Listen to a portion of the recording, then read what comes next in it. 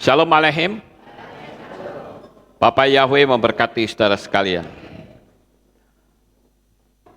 Malam ini saya akan menyampaikan satu materi tentang baptisan pembaharuan, penyebutan mempelai, dan Bapak Yeshua.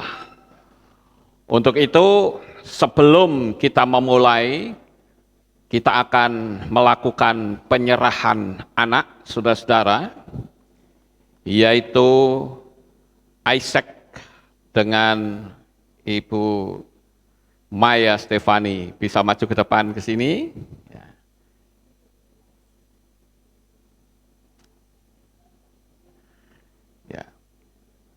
Ya, saudara-saudara, Maya Stefani ini adalah seorang pramugari Garuda yang sampai sekarang masih aktif. Dia punya channel YouTube namanya Much Family Life, ya.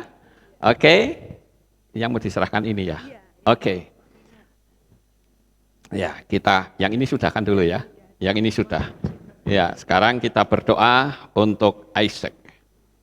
Kami tunduk di bawah kakimu pada malam ini ya Bapak Yahweh.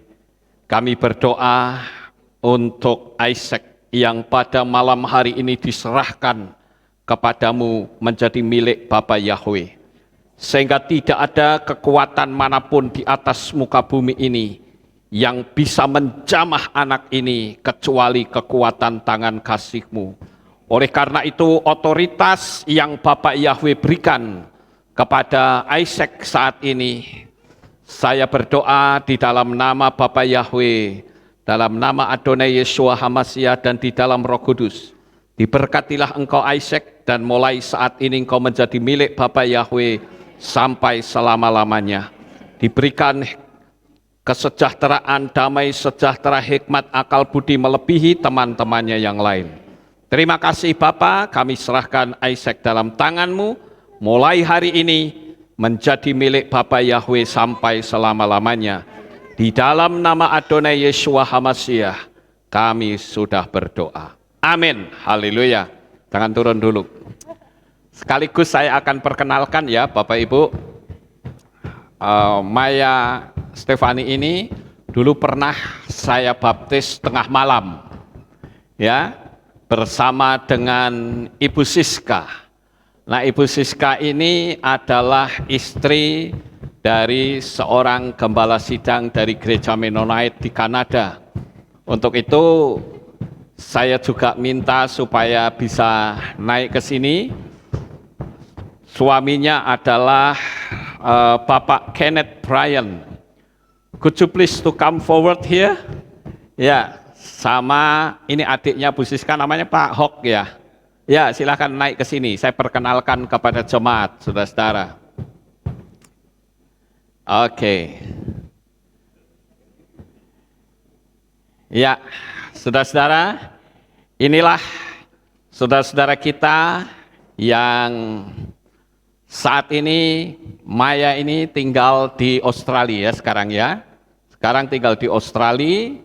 Kalau dulu yang saya kenal, dulunya di China ya. Tapi sudah pindah ya di Australia sekarang. Kemudian Ibu Siska ini sekarang tinggalnya di mana Bu? Kanada. Tetap di Kanada saudara ya. Bersama dengan suaminya Bapak Kenneth Bryan. Dia adalah seorang gembala sidang dari gereja Mennonite. Kemudian yang ujung sebelah sana itu Bapak Hok. Ini adalah adik dari Ibu Siska ya. Oke, tinggalnya di Semarang, Bapak Ibu ya. Inilah yang saya perkenalkan supaya saudara tidak asing dengan mereka. Kalau mereka datang, mereka adalah saudara kita di dalam Tuhan Yeshua HaMashiach. Haleluya. Silahkan kembali. Mau ada ucapan sesuatu barangkali? Kenapa? Oke. Mic, coba mic-nya bawa sini.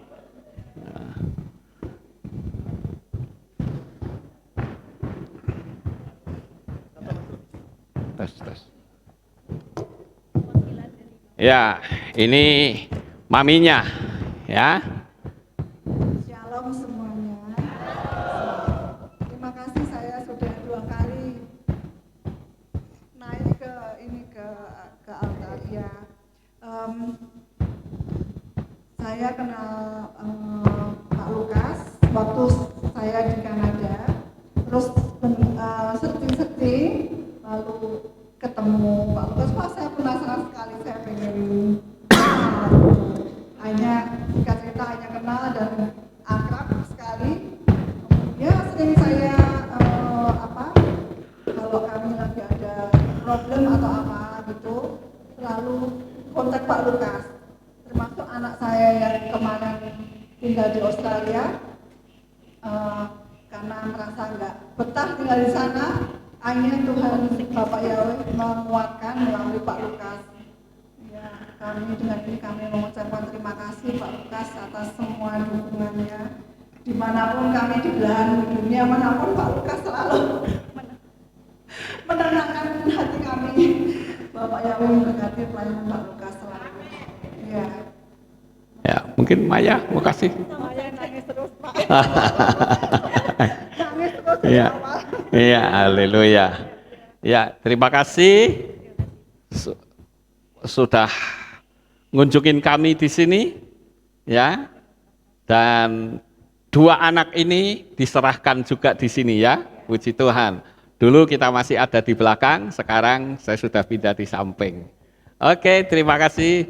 Silahkan kembali ke tempat duduk. Kami mau pamitan karena besok mau pulang ke Australia. Oh, oke. Jadi mau buru-buru. Oke, ini mau langsung ya. Iya. Oke, saudara ini berhubung mau buru-buru berangkat ke Australia, jadi beliau akan langsung kembali pulang. Oke, terima kasih Maya, sampai ketemu ya. Ibu Siska, terima kasih. God bless you. Nice to meet you. Ya. Goodbye. See you next time. Halo Matthew. Bless you. Ya. Oke. Oke. Ya, oke.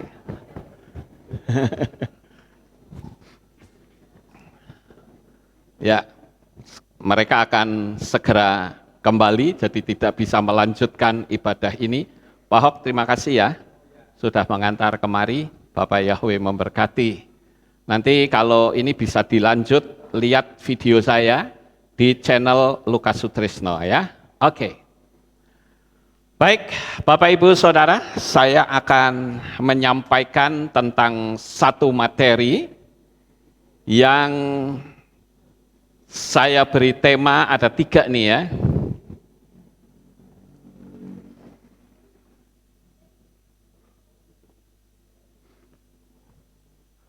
Ada 3, yaitu baptisan pembaharuan, kemudian penyebutan mempelai, dan Bapak Yeshua. Apa maksudnya ini? Begini saudara-saudara, beberapa waktu yang lalu, oh ya saya minta maaf, ini suara saya bisa jelas nggak sama live streaming ini? Minta tolong netizen bisa kasih masukan, karena kemarin suara saya putus-putus. Kalau bisa tolong dikasih chat di di kolom chat. Jelas nggak? Ada yang kasih chat? It's okay. Ya, bagus. Baik, Bapak Ibu. Saya akan menerangkan kenapa saya menggunakan 3 tema ini sekaligus. Begini, saudara-saudara. Kemarin ini di salah satu channel, yaitu JNA Channel, ada satu kesaksian yang saya pikir sangat bagus. Kesaksian ini yaitu disampaikan oleh Ibu Francisca Kusoy. Saya akui kesaksian ini sangat bagus. Apalagi Ibu Francisca ini, dia sampai menembus ke gereja setan di Amerika. Dan ceritanya sangat spektakuler, dan di situ membuktikan betapa dahsyatnya nama Yeshua HaMashiach. Dan bahkan bukan cuman itu saja, tetapi saya melihat bahwa Ibu Francisca Kusoi ini, dia sampai berhubungan dengan para petinggi di Amerika, sampai ke presiden segala. Dan saya akui kesaksiannya sangat memberkati saya. Namun demikian, saudara-saudara, ada beberapa hal yang saya rasa perlu saya garis bawahi atau saya berikan tanggapan tentang kesaksian ini, yaitu tentang baptisan air. Karena Ibu Francisca ini punya pendapat yang sangat berbeda dengan saya tentang 3 hal. Yang pertama, dia mengatakan tidak perlu ada baptisan pembaharuan. Bahkan baptisan pun tidak perlu. Ya, karena menurut dia itu sudah dibaptis langsung oleh Bapak Yahweh. Kemudian yang berikutnya yaitu tentang penyebutan, ya, penyebutan mempelai. Itu juga keliru, karena yang benar adalah anak. Jadi bukan mempelai. Dan yang berikutnya, yang ketiga adalah penyebutan Bapak Yeshua. Nah, ini saya akan meluruskan sehingga saudara tidak bingung dengan pengajaran saya. Saya selalu memberikan satu konsep seperti apa yang Ibu Francisca Kusoi ini katakan, yaitu kembali ke kitab suci. Bahkan Ibu Francisca ini juga mengatakan bahwa di kitab suci itu adanya nama Yeshua HaMashiach, bukan nama Yesus.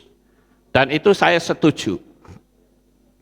Saya melihat pelayanan beliau ini sangat luar biasa, saudara, karena dia sampai menembus ke gereja setan dan sempat mengobrak-abrik kekuatan dunia gelap di Amerika.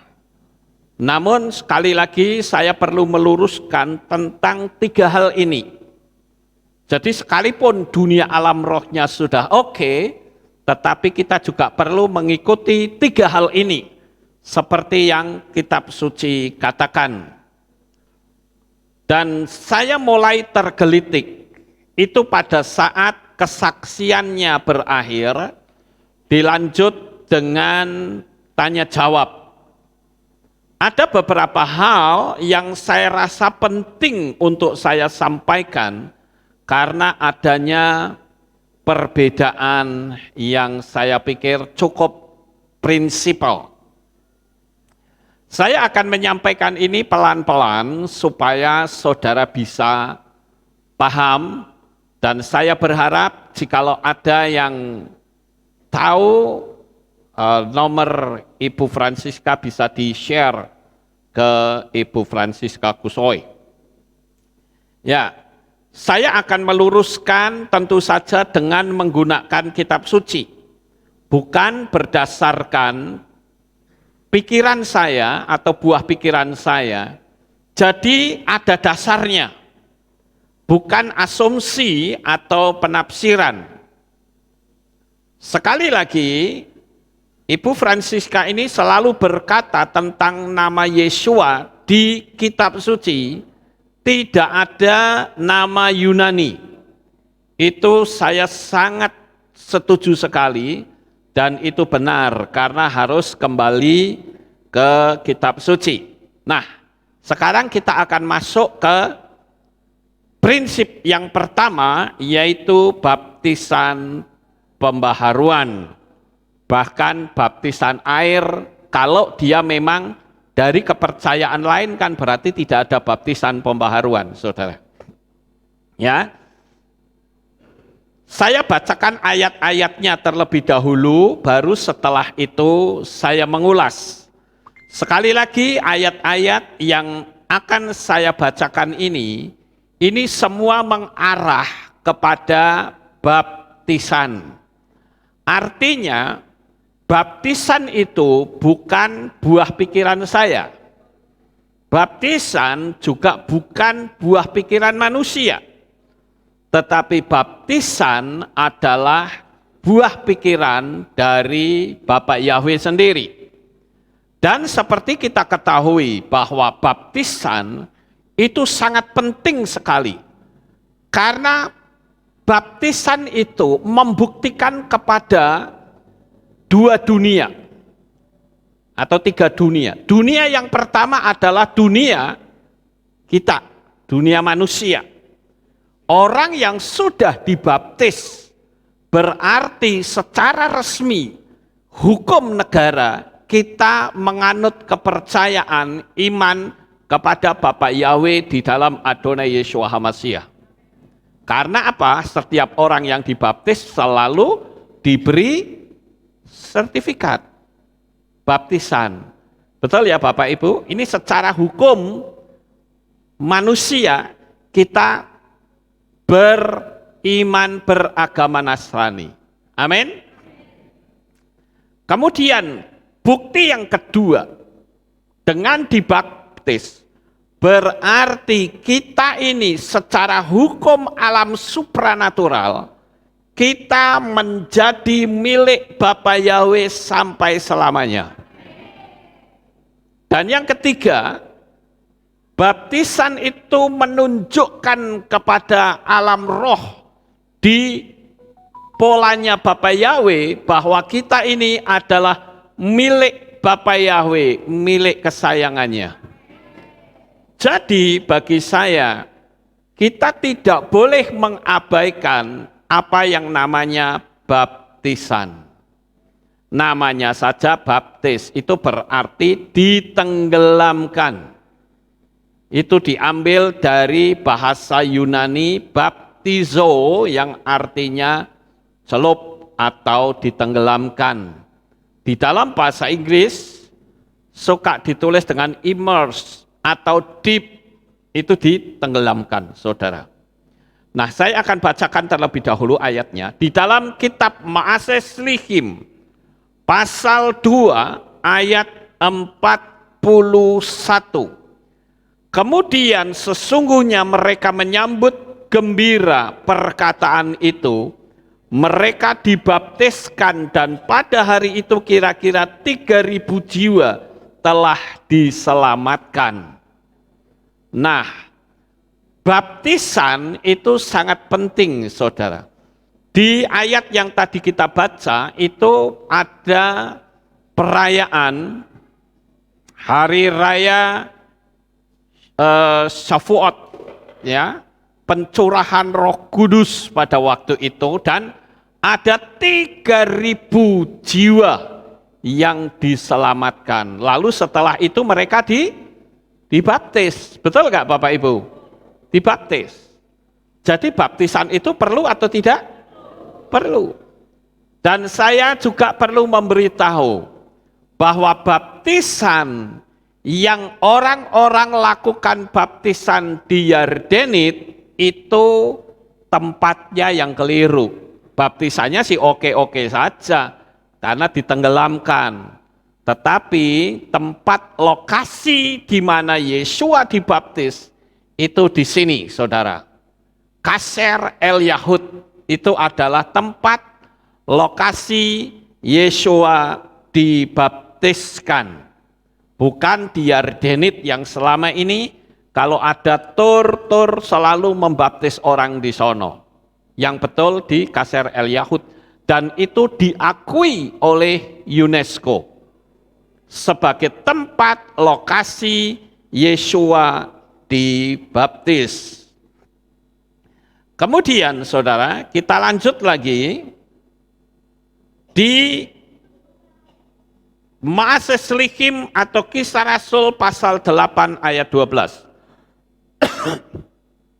Namun ketika mereka percaya kepada Filipus yang memberitahukan hal-hal mengenai kerajaan Elohim dan nama Yeshua HaMasyiah, mereka dibaptiskan baik pria maupun wanita.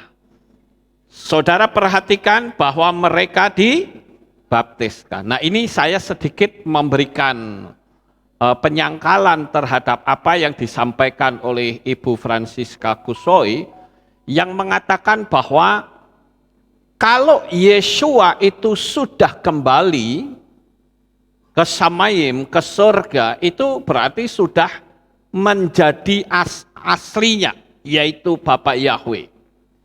Dan saya katakan, kalau dia katakan bahwa baptisan itu tidak perlu, bagaimana dengan Paulus yang juga membaptis orang?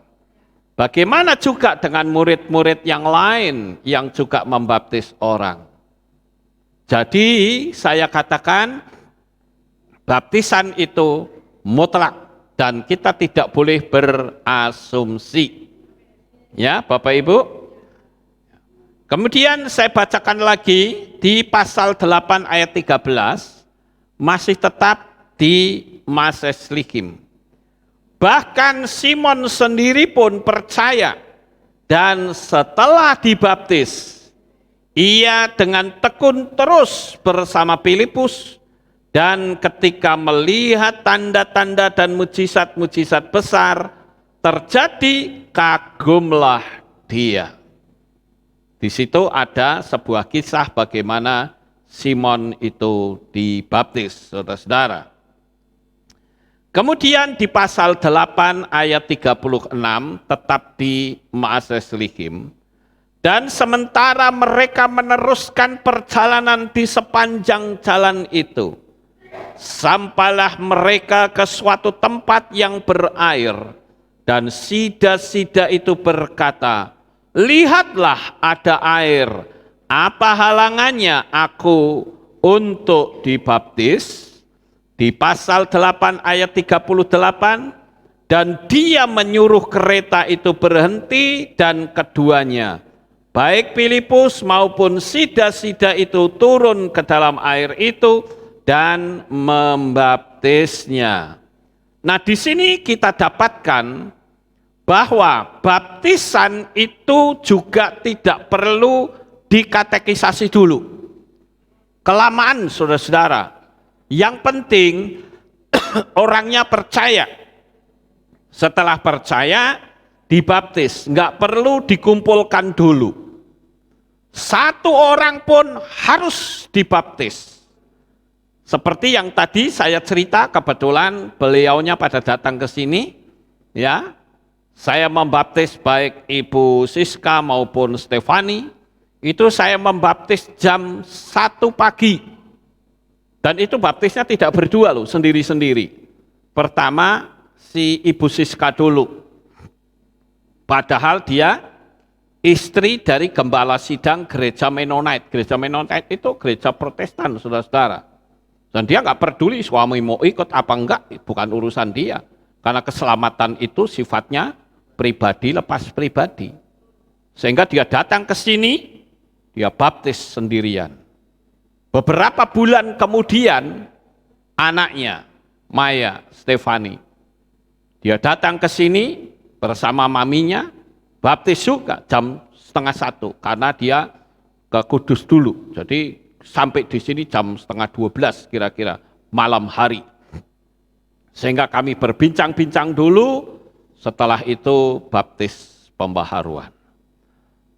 Dari baptisan sida-sida ini, sangat jelas bahwa baptis itu tidak perlu ditunda-tunda. Tidak perlu dikumpulkan dulu. Saya tidak berani, saudara.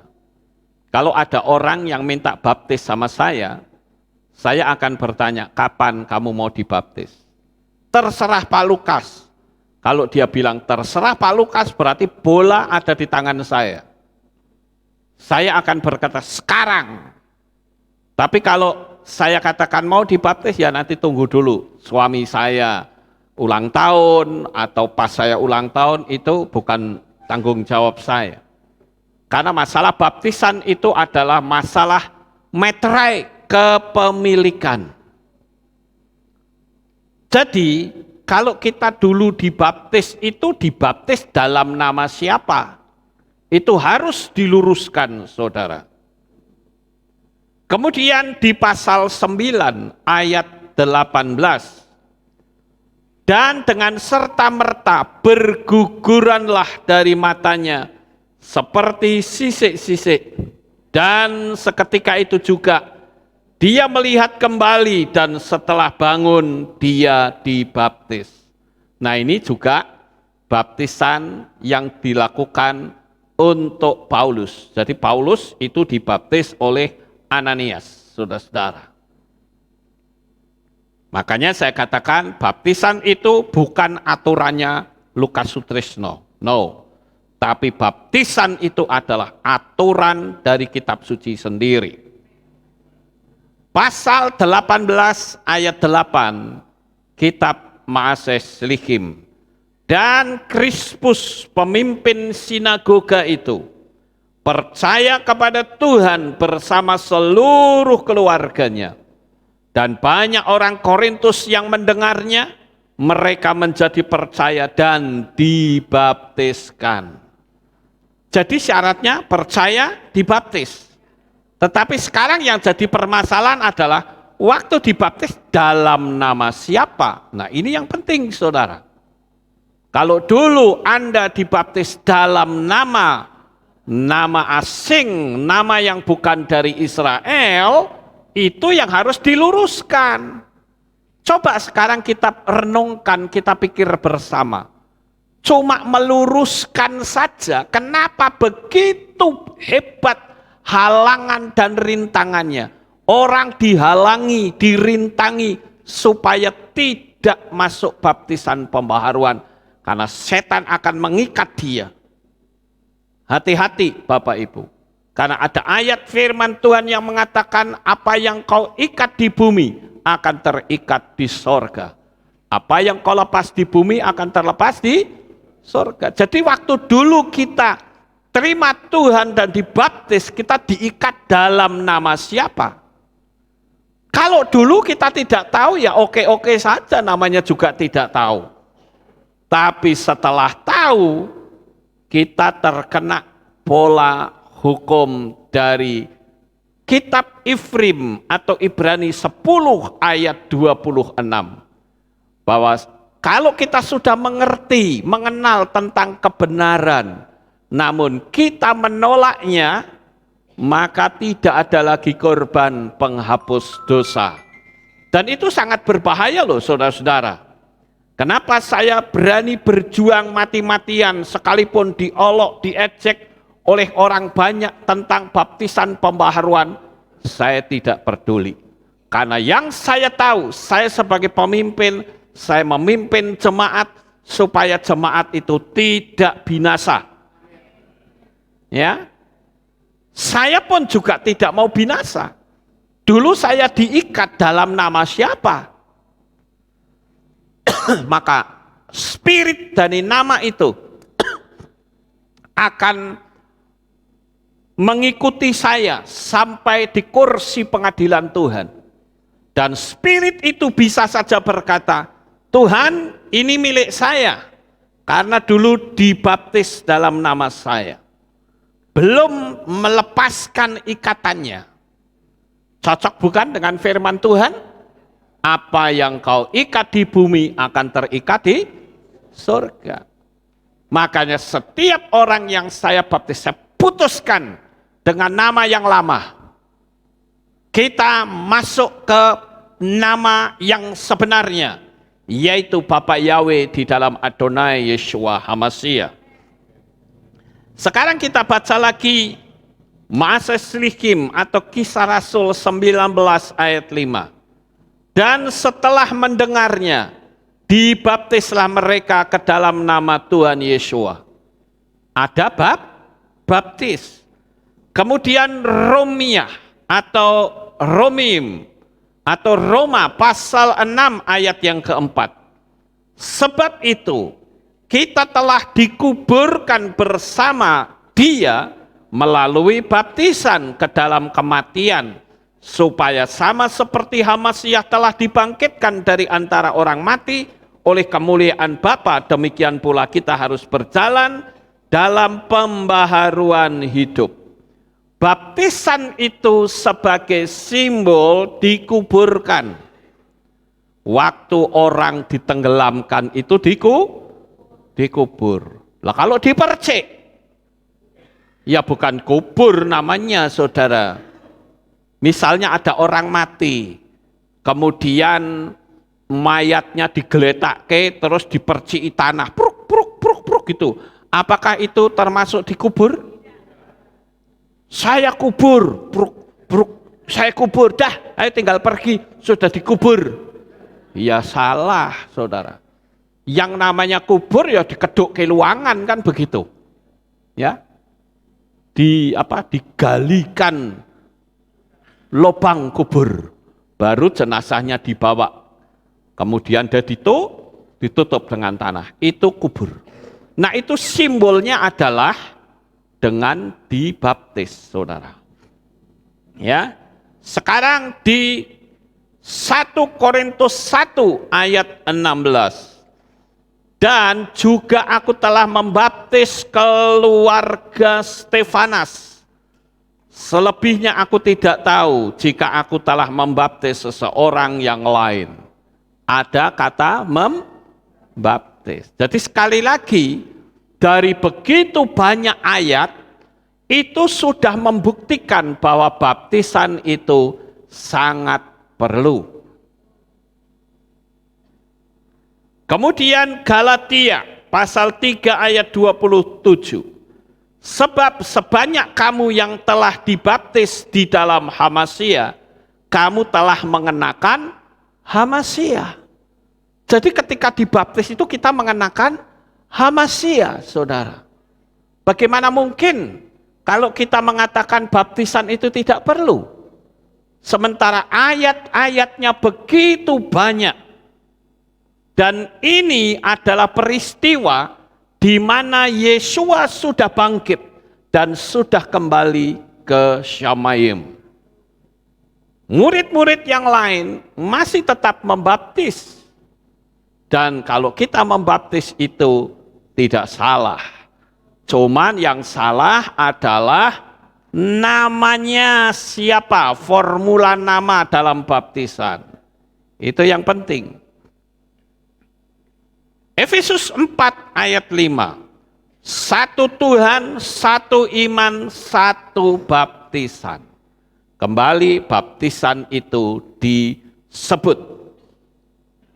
Kolose 2 ayat 12. Dengan dikuburkan bersama Dia dalam baptisan, bersama Dia pula kamu telah dibangkitkan oleh iman, daya kerja Elohim yang membangkitkan Dia dari antara orang mati. Jadi ketika ditenggelamkan itu simbolnya dikubur. Ketika keluar itu simbolnya bangkit, saudara. Ini yang penting, saudara. Jangan main-main. Saya katakan masalah baptisan ini prinsip yang luar biasa. Ya. Saya bertanggung jawab sebagai gembala. Tidak mungkin saya menyesatkan jemaat karena saya sendiri tidak mau tersesat. Maka setiap kali saya menyampaikan harus ada dasar firman Tuhannya. 1 Petrus pasal 3 ayat 21. Dan serupa dengannya, apa yang sekarang menyelamatkan kita, baptisan, itu bukanlah penghapusan kotoran jasmani, melainkan permohonan hati nurani yang baik kepada Elohim melalui kebangkitan Yesua Hamasiah. Sangat jelas, saudara-saudara. Jadi dengan dibaptis ini, kita ini sama saja memohon hati nurani yang baik kepada Elohim. Saya bersyukur kalau akhir-akhir ini begitu banyak orang-orang yang memberi diri dibaptis, saudara-saudara. Jadi ada alasan kita untuk tetap dibaptis. Yang pertama adalah tidak ada satu ayat pun orang yang percaya dalam kitab Kisah Para Rasul yang tidak dibaptis. Semua pasti dibaptis. Itu alasan pertama. Kenapa sekali lagi saya katakan dibaptis harus dalam nama Bapa Yahweh dan Yeshua HaMashiach. Saya tegaskan ayatnya supaya jangan sampai saudara menganggap ini rekayasa dari saya. Matius 18 ayat 18. Sesungguhnya aku berkata kepadamu. Wow, kalau Yeshua berkata sesungguhnya, artinya benar-benar sungguh, saudara. Apa saja yang kamu ikat di bumi akan terikat di sorga. Dan apa saja yang kamu lepaskan di bumi akan terlepas di sorga. Kata ikat itu meluas. Bukan cuman baptisan saja. Saudara terikat perjudian, saudara terikat perzinahan, itu kan sama saja ikatan. Iya toh? Nah yang ikat itu nanti akan ikut kita waktu kita mati, saudara. Sampai di kursi pengadilan Tuhan. Apa saudara tidak takut? Ketika kitab kehidupan nanti dibuka, ternyata nama saudara tidak tercantum di sana. Karena engkau belum dimeterai atas nama pemilik Samayim. Kalau saya tidak berani main spekulasi, saudara. Karena setelah kita mati, tidak ada kesempatan untuk memperbaiki diri. Jadi kita harus memulai untuk kita bersama-sama melangkah dalam kebenaran. Jangan sampai ada ikatan-ikatan selama kita di bumi ini. Sehingga waktu kita di kursi pengadilan Tuhan, kita betul-betul selamat. Kemudian, yang berikutnya, tidak ada satu ayat pun yang memerintahkan untuk tidak perlu dibaptis. Tidak ada. Ya, jadi kalau tidak ada ya jangan kita mengadakan. Itu berbahaya, saudara-saudara. Tetapi orang bisa saja berdalih. Dia bisa berkata, penjahat tidak dibaptis karena tidak ada kesempatan untuk turun. Ini artinya keselamatan yang Yeshua berikan itu sangat sempurna. Tetapi kalau kita punya kesempatan untuk dibaptis tetapi tidak melakukannya, itu yang berbahaya di hadapan Tuhan. Jadi jangan sampai saudara berdalih lalu bilang, tuh penjahat di kayu salib selamat, nggak perlu dibaptis. Ya iyalah, bagaimana dia dibaptis orang tangannya dipaku. Betul nggak Bapak Ibu? Sekarang kalau misalkan dia bisa turun, Yeshua bilang nanti kalau kamu turun kamu baptis ya, mau nggak kira-kira? Ya maulah. Wong sudah diselamatkan masa tidak mau? Iya toh? Cuman tidak bisa punya kesempatan untuk turun. Sama seperti orang yang waktu hidup di dunia ini sombongnya luar biasa. Tapi begitu sudah mau mati, sudah lenggek-lenggek, nafasnya tinggal satu-satu, dia ngaku, Tuhan ampuni saya. Saya mau menerima engkau sebagai Bapa Yahweh di dalam Adonai Yeshua HaMashiach sebagai juru selamat saya. Tuhan mengampuni atau tidak? Mengampuni, saudara. Dan orang itu pasti tidak mungkin bisa dibaptis. Kalau dibaptis ya mati, saudara. Ditenggelamkan ya mati, ya toh. Jadi bagaimana kalau ketemu orang seperti itu? Ya nggak perlu dibaptis, tumpang tangan saja. Saudara bertindak selaku imam atas orang itu, memohonkan ampun kepada Bapa Yahweh, dan saudara mengucapkan kalimat-kalimat mewakili orang itu bahwa orang ini percaya kepada Bapa Yahweh dan itu pasti selamat. Sampai di sini paham atau tidak? Saudara bisa bertindak selaku imam untuk siapa? Untuk famili saudara, untuk orang tua saudara. Ketika mereka dalam keadaan kritis, nafasnya tinggal satu-satu, tantang dia untuk percaya kepada Bapa Yahweh. Biasanya mereka takut. Dan kalimat ini jangan saudara pelintir lalu saudara bilang, Tuhan mengampuni kan?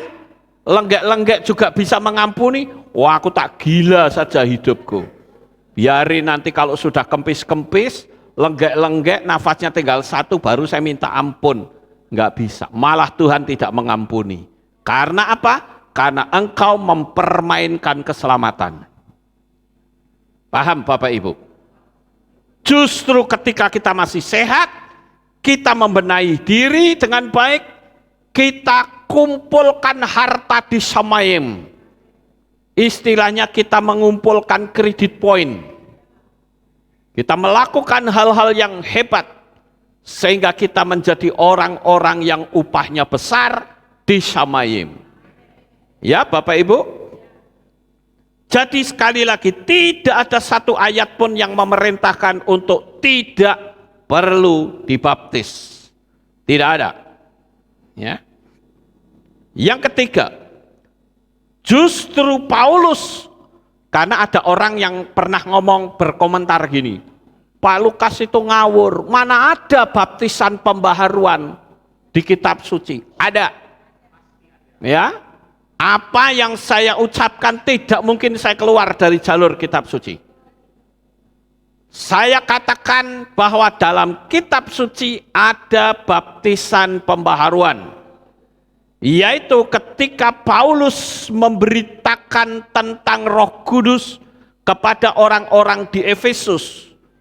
Ternyata mereka tidak tahu apa itu Roh Kudus, bahkan baru saja mendengar. Nah di situ Paulus curiga, loh Roh Kudus kok baru saja kamu dengar, kamu sudah dibaptis atau belum? Sudah. Oh itu baptisan Yohanes, berarti kalimat Roh Kudus tidak diucapkan. Sama seperti kita, kamu sudah dibaptis, sudah, dalam nama siapa? Ayo. Tahu nggak nama Bapak Yahweh? Aku baru tahu kalau ada nama Yahweh. Saudara bisa curiga baptisannya. You dulu dibaptis dalam nama siapa? Sama bukan seperti Paulus, saudara? Sama, saya bacakan. Supaya tidak ragu ya, ini Pak Lukas ini ngarang-ngarang sendiri atau bagaimana. Saya bacakan. Mazes Likim atau Kisah Rasul pasal 19 ayat 1-7. Dan terjadilah ketika Apolos sedang berada di Korintus, Paulus tiba di Efesus dengan menjelajahi bagian-bagian pedalaman, dan ketika mendapati beberapa orang murid, ia berkata kepada mereka, apakah kamu sudah menerima Roh Kudus setelah menjadi percaya?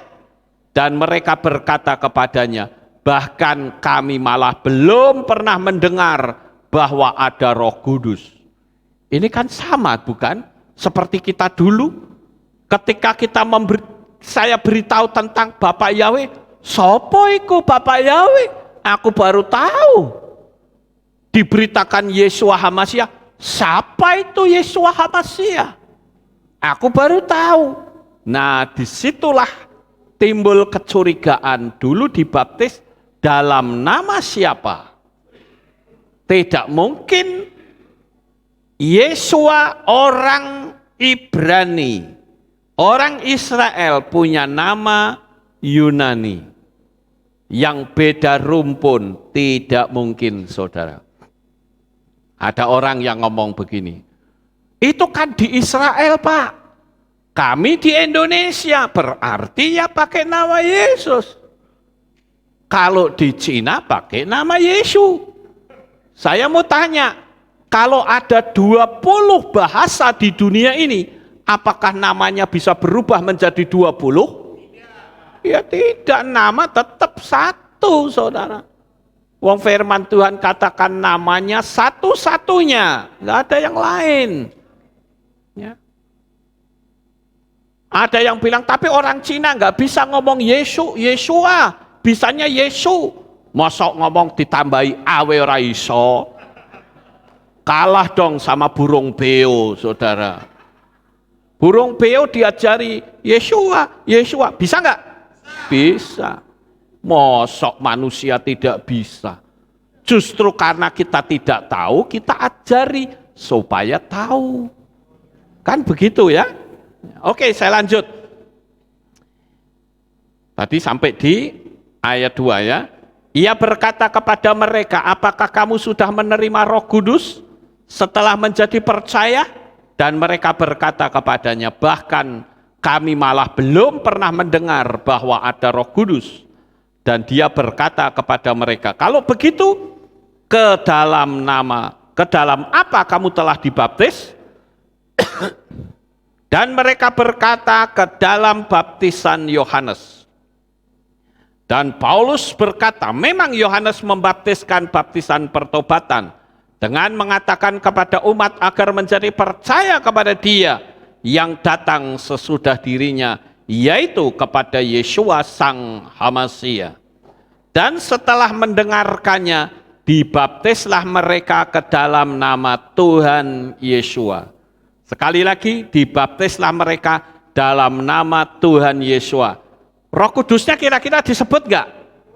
Disebut, cuman ini hanya redaksinya saja. Paham Bapak Ibu? Jangan sampai saudara lalu berkata, loh itu salah lagi, nggak disebut Roh Kudusnya. Itu kan hanya redaksinya. Ya. Ayat 6, dan ketika Paulus menumpangkan tangan atas mereka, turunlah Roh Kudus ke atas mereka, mereka juga berbicara dengan bahasa lidah dan bernubuat, dan mereka semua kira-kira ada 12 orang. Jadi sangat jelaslah di situ bahwa baptisan itu sangat penting. Kembali lagi saya menyampaikan ini, pilihan ada pada diri masing-masing. Anda punya logika, silahkan dipikir kebenarannya sampai di mana. Apakah saudara akan tetap berprinsip tidak perlu baptis? Atau saudara berkata tidak perlu baptisan pembaharuan, itu hak saudara. Tetapi apa yang saya sampaikan sudah sesuai dengan firman Tuhan.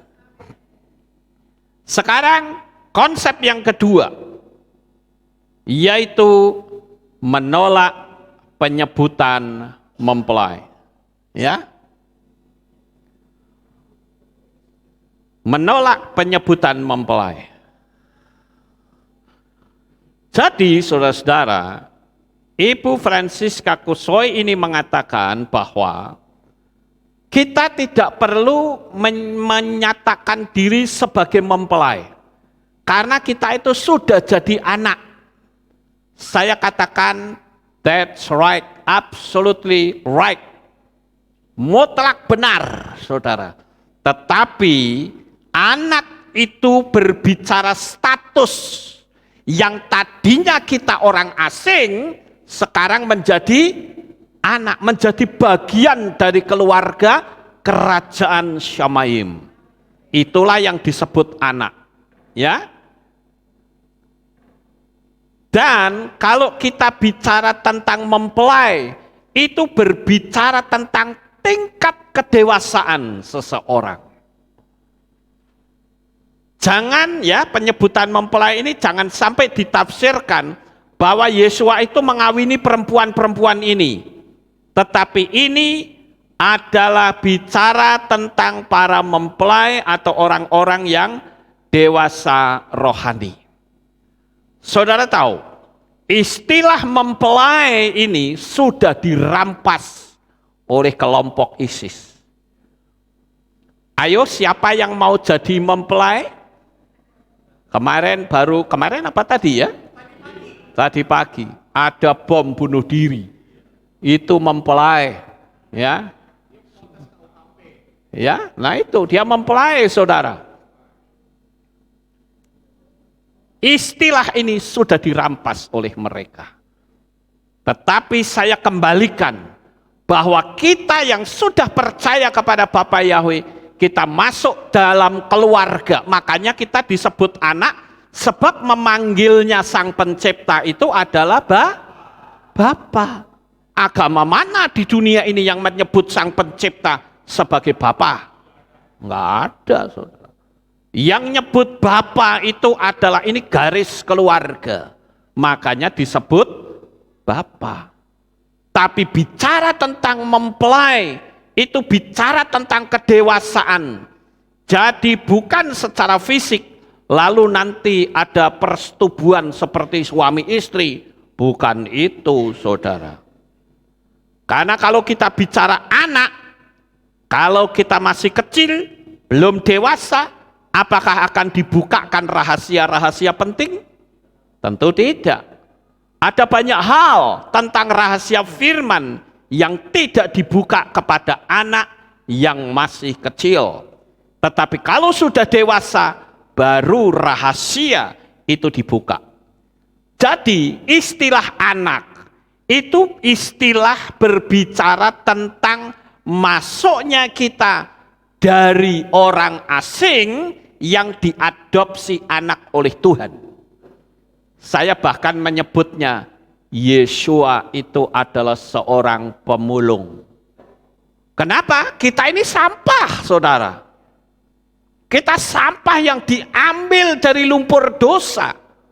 Kemudian kita dipelihara, dijadikan tanah liat sebagai bejana yang indah. Jadi perumpamaan-perumpamaan ini membuka wawasan kita. Kenapa saya katakan harus kita menyebut mempelai? Jadi sekali lagi, anak itu bisa mengarah pada dua sisi, yaitu umur yang berbeda. Jika ada kalimat mempelai, itu pasti adalah orang dewasa. Betul nggak Bapak Ibu? Ya. Efrim 5 ayat 14. Kembali lagi saya dasari kitab suci. Tetapi makanan keras adalah untuk orang-orang dewasa yang memiliki kepekaan yang terlatih melalui kebiasaan untuk membedakan yang baik dan yang jahat. Jadi kalau kita disebut mempelai, itu artinya kita sudah dewasa. Yeremia 33 ayat 11. Di sana akan terdengar kembali suara kegirangan dan suara kegembiraan. Suara mempelai pria dan suara mempelai wanita. Suara mereka yang mengatakan bersyukurlah kepada Yahweh Sebaot. Sebab Yahweh itu baik karena kemurahannya untuk selamanya, yaitu mereka yang membawa persembahan syukur ke bait Yahweh. Sebab aku akan mengembalikan penawanan negeri ini seperti sedia kala Yahweh berfirman. Tadi ada kalimat apa? Mempelai. Suara mempelai wanita. Lah yang disebut mempelai wanita itu siapa? Ya kita, umat-umatnya Bapa Yahweh. Amin. Tentu saja kalau kita sudah bicara mempelai berarti kita adalah orang-orang yang dewasa. Sekarang kita lihat Matius 9 ayat 15. Dan Yesua berkata kepada mereka, tidak mungkin para pengiring mempelai berduka cita selama mempelai pria berada bersama mereka. Namun harinya akan tiba ketika mempelai pria telah diambil dari mereka, dan pada waktu itu mereka akan berpuasa. Kembali istilah mempelai mencuat ke permukaan. Ya, Bapak Ibu. Matius 25 ayat 1. Selanjutnya kerajaan surga diumpamakan dengan 10 gadis yang dengan membawa pelita-pelitanya mereka keluar ke penyambutan mempelai pria. Jadi Yesua datang kembali menjemput siapa? Mempelainya. Jadi tidak salah dong kalau kita menanti Yesua datang kita sebagai mempelai. Karena kitab sucinya jelas, saudara-saudara. Jadi 10 perawan yang menunggu mempelai datang itu adalah gambaran dari kita semua. Ya. Selanjutnya kerajaan, ini sekarang pasal 25 ayat 5 ya. Dan ketika mempelai pria tertunda datang, mereka semua mengantuk bahkan mulai tertidur. Kembali lagi istilah mempelai pria dimunculkan. Siapa mempelai pria itu? Yesua, saudara. Kita mempelai wanitanya. Sekalipun sudah jadi mempelai, tetapi harus tetap waspada dan berjaga-jaga. Ini artinya di saat-saat yang sudah berada di puncak kepastian pun, setan bisa menggulingkan kita. Hati-hati, saudara. 10 perawan yang menantikan mempelai pria, mereka sudah siap-siap mempercantik diri, mereka sudah siap-siap dari rumah datang, tetapi sayang pelitanya mau mati, saudara. Pelita di situ bukan simbol Roh Kudus, tapi simbol semangat kita. Kenapa? Karena di situ yang 10 anak darah atau 10 perawan itu mengatakan, ketika yang bodoh berkata, berikan aku minyak dari minyakmu supaya pelitaku tidak mati. Tetapi yang 10 yang bijaksana berkata apa? Pergilah kepada seorang penjual minyak. Artinya untuk pergi harus ada harga yang dibayar. Dan harga yang harus dibayar itu adalah diri kita sendiri. Artinya perempuan-perempuan yang bijaksana itu hidupnya menjadi terang dunia. Semangatnya masih menyala-nyala. Sementara 5 yang bodoh, kadang beleret, kadang muncul, kadang beleret, kadang muncul. Kalau lampu minyak kan begitu ya Bapak Ibu. Nanti begitu sudah mulai beleret, dudut lagi sumbunya. Nyala lagi, terang lagi, beleret lagi, dudut lagi. Lama-lama didudut ya copot, saudara, selesai. Betul nggak Bapak Ibu? Arti didudut itu kasih semangat lagi, nyala lagi. Berapa lama beleret lagi. Sekarang saya mau bertanya, bagaimana dengan semangatmu di dalam mengikut Tuhan? Apakah naik turun seperti orang yang kehabisan minyak? Kalau orang yang naik turun ini yang berbahaya di hadapan Tuhan. Ketika sang mempelai itu datang, kita ketinggalan. Apalagi kita yang belum dimeterai. Bahaya, saudara. Kita mumpung masih ada kesempatan waktu, ayo merenung dengan tajam. Ikuti kebenaran firman Tuhan. Sekarang pasal 25 ayat 10. Namun sementara mereka pergi untuk membeli. Nah, kata membeli berarti ada harga yang harus dibayar.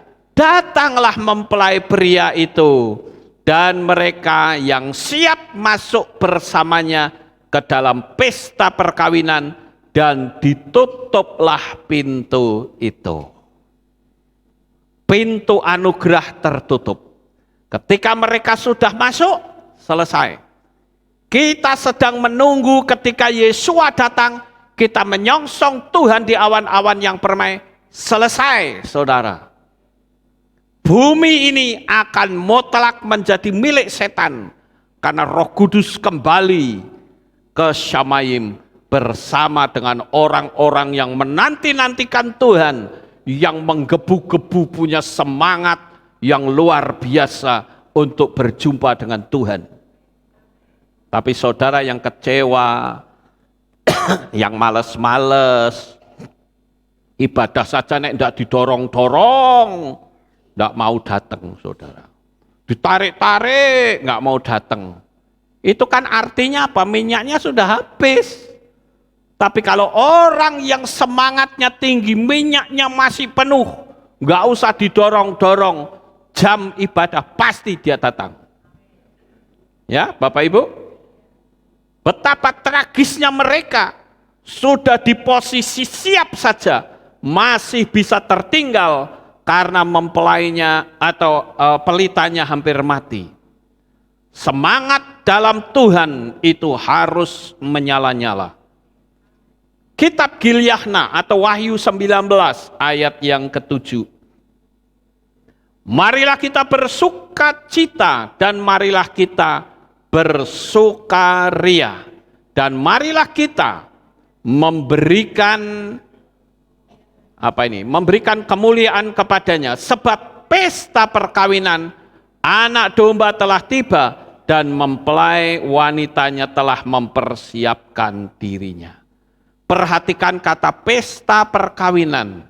Apa arti dari istilah pesta perkawinan?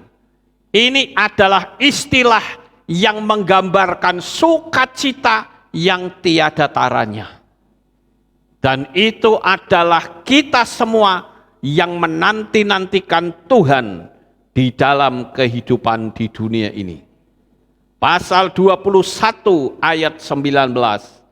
Dan datanglah kepadaku satu dari ketujuh malaikat yang memegang 7 cawan yang penuh dengan 7 bencana yang terakhir, dan dia berkata dengan aku seraya mengatakan, marilah aku akan menunjukkan kepadamu pengantin wanita mempelai anak domba itu.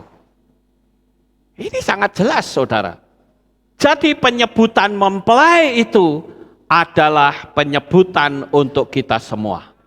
Saudara adalah mempelainya Hamasyah. Ya. Jadi ini yang sangat penting kita harus ketahui. Sekali lagi, perjamuan kawin itu adalah simbol kebahagiaan kekal yang tiada taranya. Perempuan-perempuan ini dengan wajah yang ceria seperti ini, wow, dia bersukacita karena dia ada dalam kebahagiaan bersama dengan mempelai prianya. Tidak ada kebahagiaan yang paling top kecuali ketika saudara menyukai seorang perempuan atau saudara yang menyukai seorang pria dan saudara mengawini mereka dalam pesta perkawinan. Itu sebuah kebahagiaan yang tiada taranya. Jadi kita harus paham bahwa mempelai itu bicara tentang kedewasaan. Dan roh serta mempelai wanita berkata, marilah. Dan dia mendengar, biarlah dia berkata, marilah. Dan dia yang haus, biarlah dia datang. Dan dia mengingini, biarlah dia mengambil air kehidupan dengan cuma-cuma. Perhatikan kata mempelai wanita. Kalau saya urutkan kesimpulannya adalah, status yang paling rendah itu adalah hamba. Makanya saya tidak mau disebut hamba Tuhan. Ya, hamba Tuhan itu salah. Anda bukan hambanya Tuhan. Yesus sudah menghapus di dalam kitab Yohanan. Kalau tidak salah pasal 15 ayat 15 katakan, aku tidak lagi menyebut kamu sebagai hamba, namun menjadi sahabat. Sahabat bisa jadi mempelai tidak? Bisa. Bukankah saudara yang punya suami atau istri tadinya bersahabat? Betul nggak? Jadi sahabat bisa jadi mempelai. Anak itu status yang kedua, naik sedikit. Dan mempelai itu adalah status yang paling tinggi. Kenapa? Karena hamba tidak akan mengetahui rahasia tuannya. Lebih aneh lagi, kalau ngaku dirinya hamba, panggilnya kok bapak. Harusnya kalau panggilan bapak, posisi Anda sebagai anak dong. Hamba kok panggilnya bapak. Hamba ya panggilnya tuan atau majikan. Itu baru panggilan yang benar. Hamba Tuhan, hamba tidak mengetahui rahasia tuannya. Hamba juga tidak akan menerima warisan dari tuannya.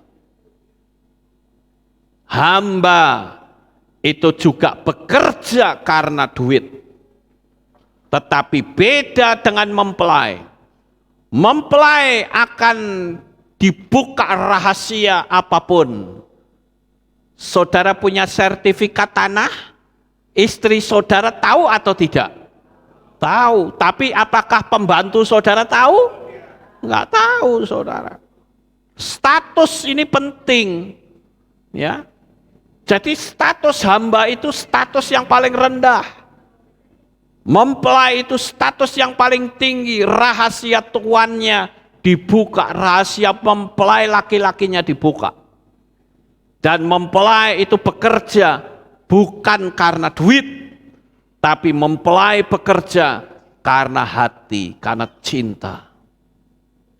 Kalau cinta, capek juga enggak masalah. Karena apa? Karena cinta kok.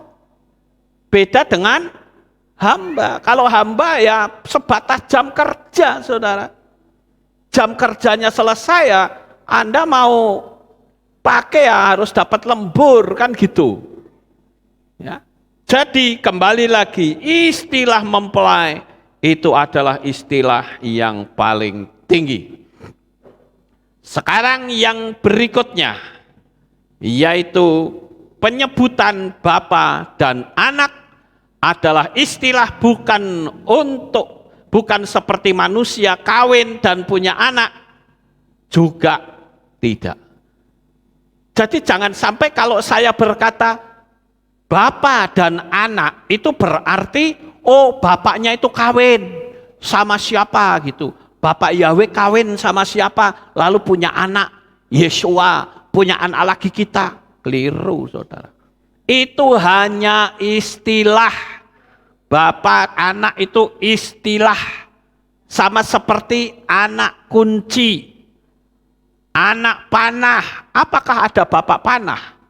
Lalu bapak panah kawin sama siapa? Anak kunci, ada bapak kunci kawin sama siapa? Daun pintu, itu juga istilah. Apakah ada tangkai pintu? Apakah ada akar pintu? Tidak ada, itu hanya istilah, saudara. Nah ini yang penting Bapak Ibu. Nah sekarang yang terakhir adalah penyebutan Bapa Yesua. Di dalam kesaksian tersebut, ya, Ibu Francesca Kusoy, dia berkata Bapak Yesua. Nah, di sini akan menjadi rancu kalau kita tidak paham, sehingga kita akan mengatakan bahwa Bapak Yesua itu siapa? Saya katakan bahwa murid-murid Yesua itu tidak ada yang memanggil Yesua dengan panggilan Bapa. Coba saudara cari deh dalam kitab suci. Tidak ada murid-murid yang panggil Yesua itu Bapa. Bapak Yesua tidak ada.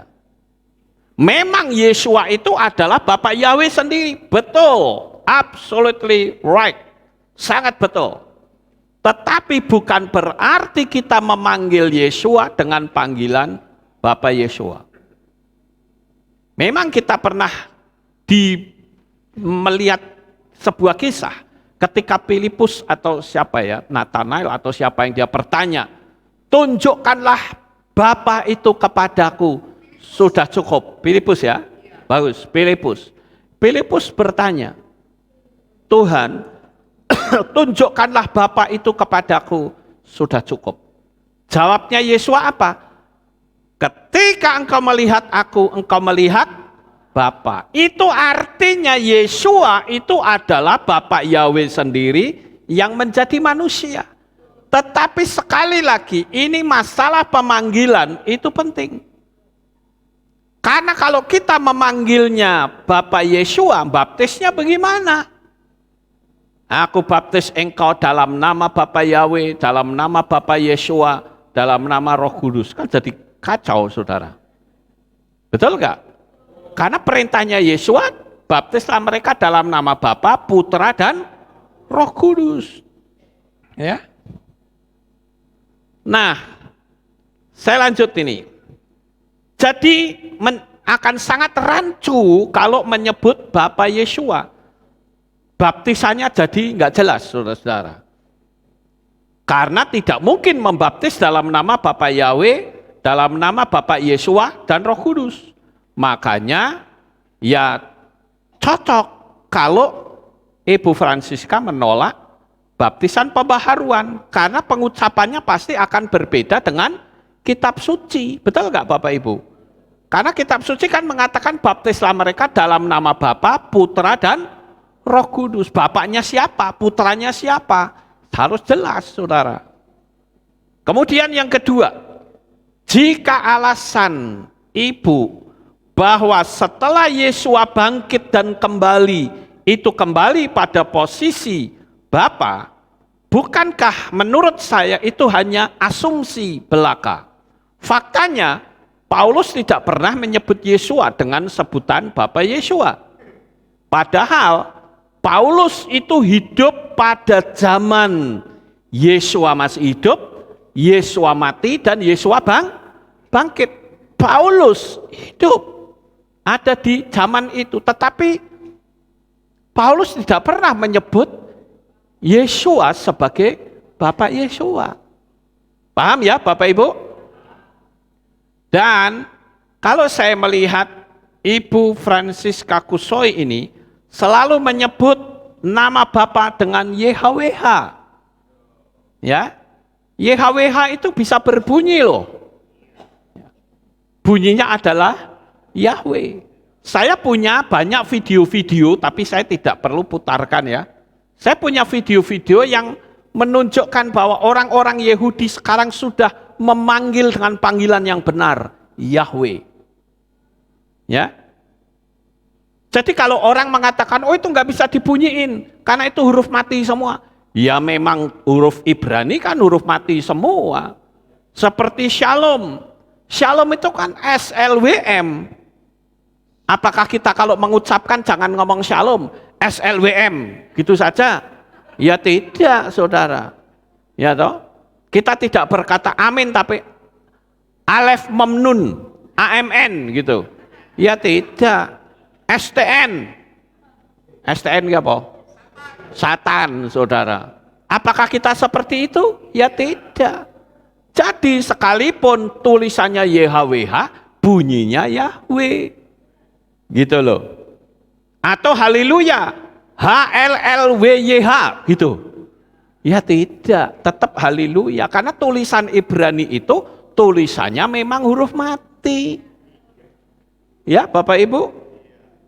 Jadi Paulus hidup di zaman Yesua hidup, maupun Yesua setelah dia bangkit, tetapi tetap dia tidak memanggil dengan panggilan Bapak Yesua. Kemudian yang ketiga, murid-murid pun tidak pernah memanggil dengan panggilan Bapak Yesua. Berarti bisa dong kalau saya katakan ini sebuah ajaran baru, tetapi tidak ada dalam kitab suci. Pemahaman ini saya tidak menghapus kesaksian Ibu Francisca. Saya harus akui bahwa apa yang Ibu Francisca itu saksikan, itu saya katakan amazing, luar biasa, saudara. Dan saya belum pernah mengalami seperti beliau. Nah, disinilah saya katakan, kalau dia mau rendah hati, ayo kita bisa kerjasama. Artinya apa? Dia bisa menerima masukan dari saya. Saya pun juga mengakui bahwa kesaksiannya dia, kesaksiannya bagus, saudara. Ya, hanya pemahaman 3 hal inilah yang saya luruskan.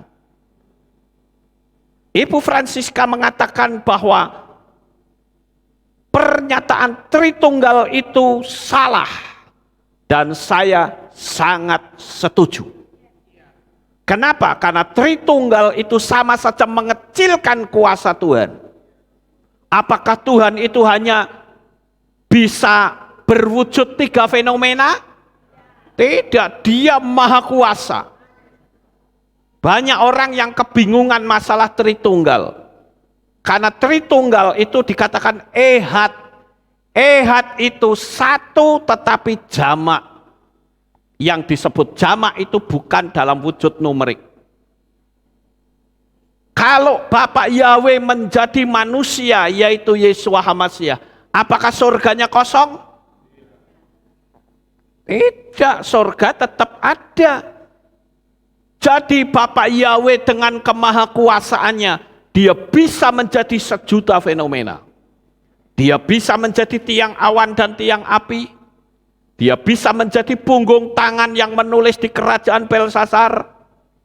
Dia bahkan bisa menjadi seorang sosok manusia yang melindungi 3 pemuda, Hananya, Misael, Azaria. Dia pun bisa menjadi burung merpati. Dia bahkan bisa menjadi manusia dengan lahir secara normal seperti manusia pada layaknya.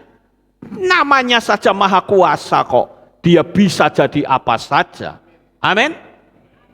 Kalau dia bisa menjadi 1.000.000 fenomena, bukan berarti ada 1.000.000 pribadi. Satu pribadinya tetap. Kalau saudara yang paham alam roh, dia pasti akan tahu. Jadi saya sangat setuju dengan apa yang Ibu Francisca katakan, Tritunggal itu salah, dan saya katakan itu benar. Artinya pernyataan Ibu itu mutlak benar. Karena kami pun tidak percaya Tritunggal, karena Tritunggal itu kan hanya 3, dan kitab suci kita tidak ada seperti itu. Ya. Jadi saudara-saudara, saya katakan, kenapa Yeshua, nah ini kembali lagi ya, kenapa kita harus panggil Yeshua? Kenapa bukan Yahshua? Kenapa bukan Yahusa? Coba saudara lihat ini, tulisan-tulisan ini. Yang sebelah kiri atas, itulah Yod-He, Waw-He, Yahweh. Yahweh ini memiliki nilai gematria dalam 1 digit, itu nilainya 8. Ya Bapak Ibu.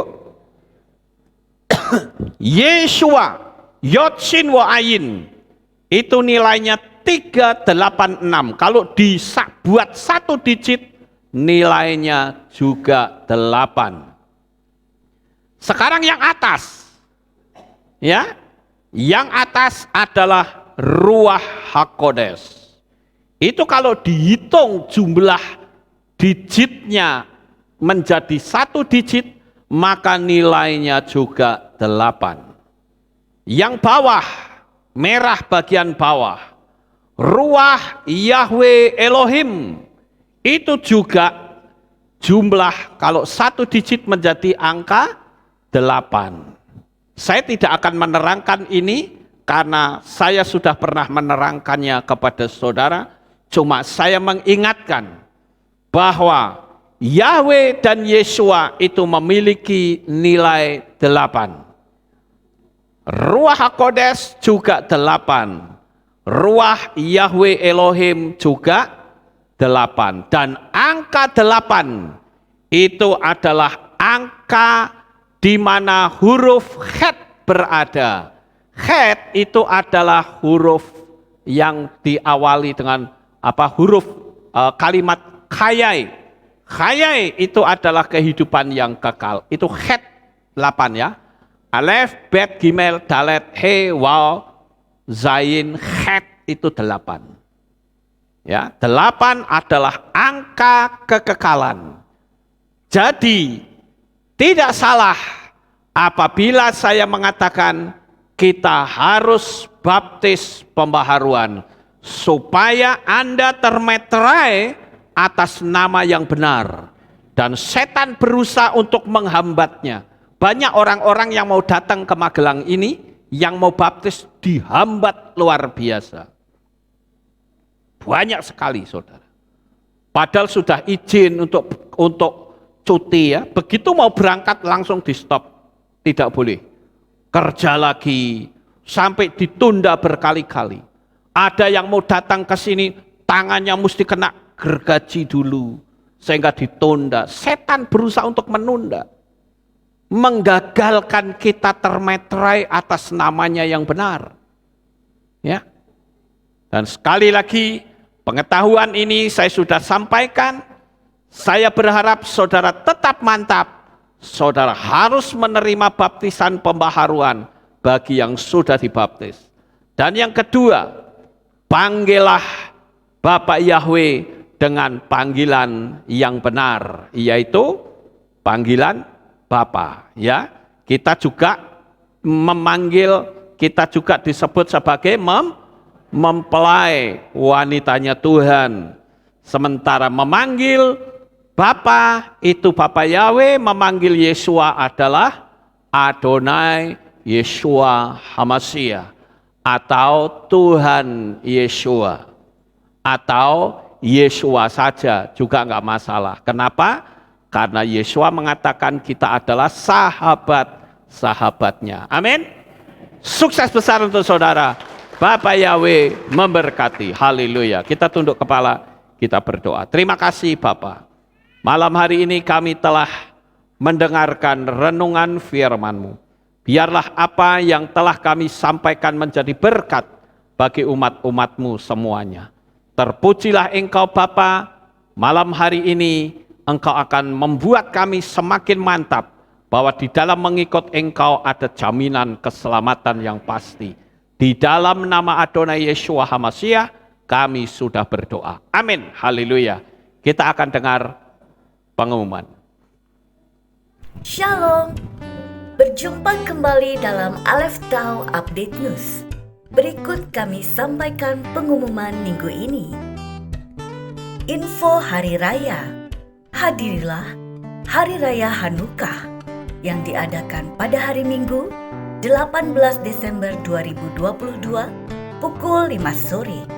Ibadah pagi digabung sore. Demikian pengumuman minggu ini. Sukses besar bagi saudara. Bapak Yahweh memberkati. Amin. Haleluya.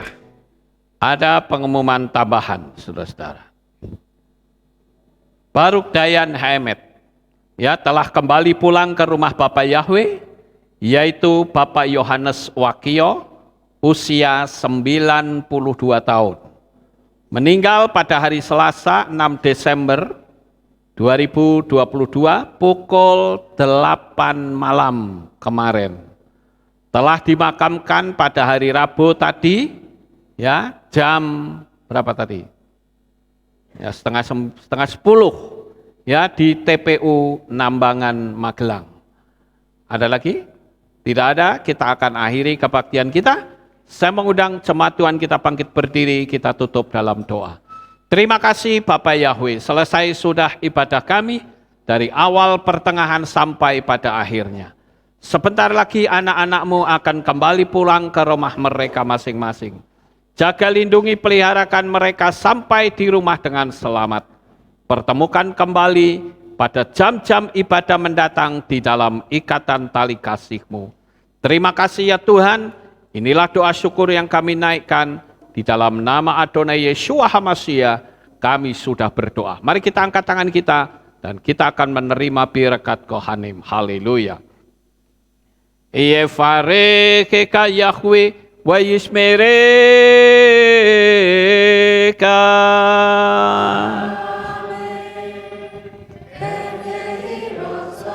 Yair Yahweh panau eleka wihuneka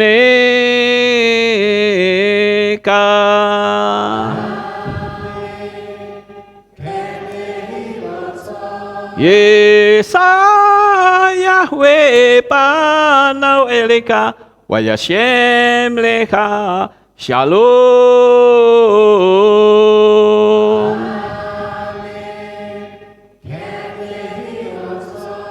Baruk atapair o faruk atapasadeh. Engkau akan diberkati di kota dan kau akan diberkati di ladang. Baruk peripitne kau friatmat kau frifahem teka shekar ala peka westerotroneka. Diberkatilah buah kandunganmu, diberkati hasil bumimu, diberkati hasil ternakmu, anak-anak lembumu dan anak-anak dombamu. Baruk tan akau misyar teka diberkatilah bakulmu dan tempat adonanmu. Baruk ata baboy kau faruk ata beseteka dan kau akan diberkati pada waktu engkau masuk dan engkau akan diberkati pada waktu engkau keluar. Baruk ata Yahweh Elohenu melek haolam besem Yesua hamasya ruah hakodes kile olam faed. Kami sudah berdoa dan mengucap syukur. Haleluya.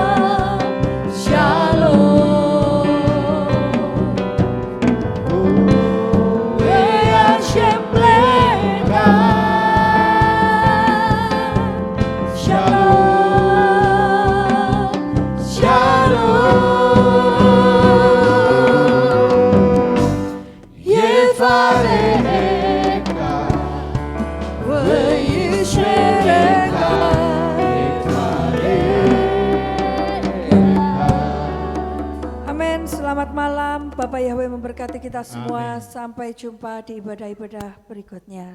Bapak Yahweh memberkati.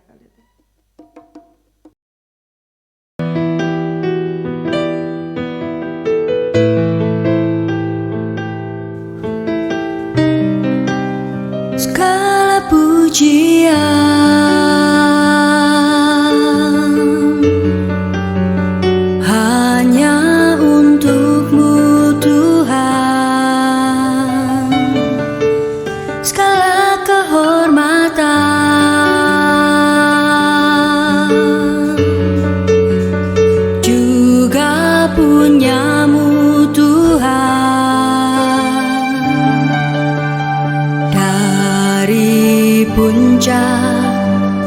puncak tertinggi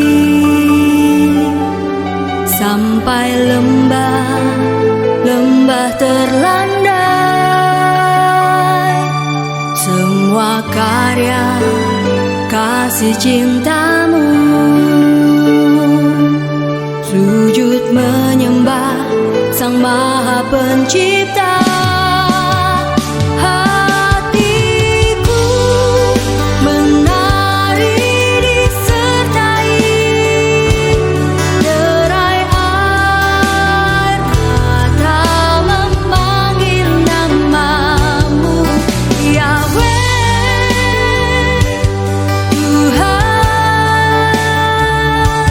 Segala kemuliaan hanya